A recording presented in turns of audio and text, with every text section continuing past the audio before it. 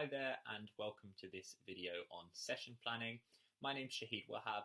I work as a coach educator, freestyle and whitewater coach, and if I'm not on the water, you'll find me working as a secondary school teacher. This short pre-recorded video will help you in developing your understanding of the planning process. To get started, we'd like you to have a little think about some key factors that you take into account when you plan a session. In a moment, I'll ask you to pause the video and jot down some notes of a few things you might take into consideration when planning for a session. Pause the video now. Before we begin the planning a session, we've got to take a few key variables into consideration. It's important we place the learner at the heart of our planning process. What are their motivations, goals, and aspirations? Do they have any anxieties or apprehensions that we need to be aware of? What background knowledge and skills are they bringing to the table? What are they like as a learner? And how can we create an optimum learning environment for them? This is the who we are coaching.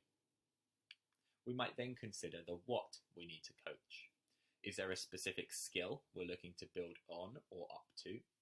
Do we know what this skill looks like performed well? For example, what does trunk rotation look like when performed in a racing kayak and why? How and when did this same rotation factor into moving a canoe solo or paddling a freestyle kayak? And we might also consider the how we need to coach. What coaching behaviours we might use to facilitate a session. How might we plan to observe a paddler and provide feedback? Or even how a coach might respond if a plan needs changing or abandoning altogether. You might find this who, what, how model a useful method to structure your planning. We also need to take some key environmental considerations into account. For example, weather. Is it windy? Which way will the wind move my group? Tides. Do I need to get on or off the water at a particular time or place? Water levels. Will high water change my plan or make this dangerous? And might low water levels hinder my participants' performance? All of these link to the safety of our participants and the level of challenge we offer our learner. The planning process looks different for different people. This will often depend on what we're coaching and how confident we are in the material. As we move through these examples, please feel free to pause the video to look at the examples in more detail. For some coaches, a plan might look like a fully written, structured document that allows them to get all of their ideas down on paper. So this is an example of quite a structured plan for a freestyle session, and there's lots of space to put some detailed information on there that coach might feel gives them lots of information to go off and to plan and to deliver a really good session.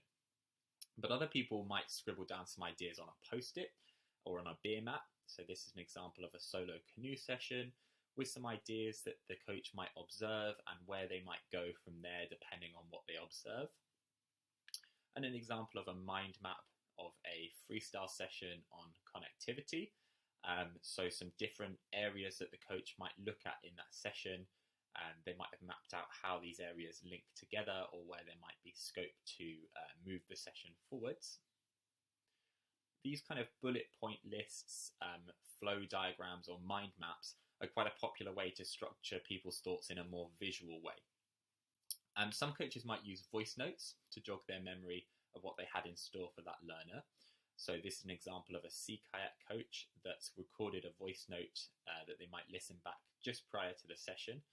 And they've also saved a little map that's going to help them and a weather forecast that's going to help them for this sea kayaking session in Anglesey.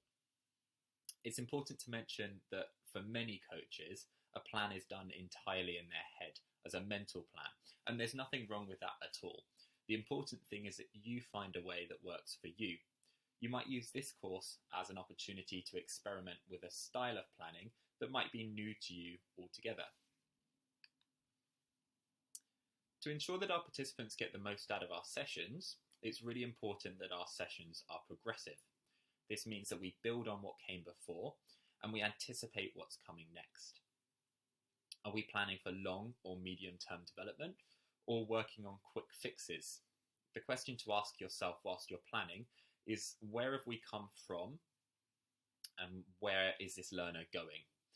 A paddler that comes to us training for a charity paddle, for example, might need some quick fixes to improve their power transfer or to overcome their fear of water even, whilst our next Olympic hopefuls are going to need sessions planned with a much longer term goal in mind. Planning our sessions in this way and structuring them around these questions will allow our learners to rehearse things that they've already learned and use these as a springboard to learn new skills or to deploy those same skills in new environments. A final factor that we might take into account is that we need the flexibility to be able to react to what's happening in front of us and adapt our plans on the fly. It may be helpful to think of your session plans as handrails rather than handcuffs, something that we use to guide our sessions loosely but not restrict what we can or can't do. This is important because a big part of coaching is observing the person in front of us and reacting to what we see in that observation. It can be daunting at first, but if you were to view your session as a ski piste, sometimes we know it's liberating to go off-piste to avoid obstacles or to find easier or harder routes as necessary. Going off-piste can be fun and enjoyable. You might like to include a few different options for drills and practices in your plan that you could use as a starting point depending on what you observe from your paddler, though you may feel comfortable doing this spontaneously in the moment. Again, it all depends on how comfortable we are in what we're coaching, and it might change depending on the person we're coaching and the environment we're operating in. It's worth saying that something that I take from my classroom practice out on the water a lot is this idea of planning sessions with a low threshold and a high ceiling. That means I plan sessions that are accessible to my most novice paddlers, or that I can adapt them to make them accessible if my paddler isn't performing at the level I expected them to or I'd planned for them to, but that I can also push the bar a bit higher and I think about how I stretch and extend my paddlers at the top end should I need to. And this kind of approach can be particularly useful for dealing with mixed ability groups in your session. Planning is a really personal process. A nice place to start might be to revisit your coaching philosophy and reflect on how this will inform the way you plan your sessions. Revisiting your coaching philosophy might even prompt you to plan sessions that challenge your philosophy, and that's an important part of the process too. Ultimately, we want to equip you to be reflective coaches that have the learner at the heart of the planning process, but also dynamic and responsive coaches that can react to the paddler in front of them and aren't afraid of going off-piste. There's no magic formula to planning, and it's a skill that we hone over time. I hope this session's been of use, and now that you've watched the video, we'd suggest you spend a little bit of time reflecting on how the elements covered in this session could factor into your own planning process.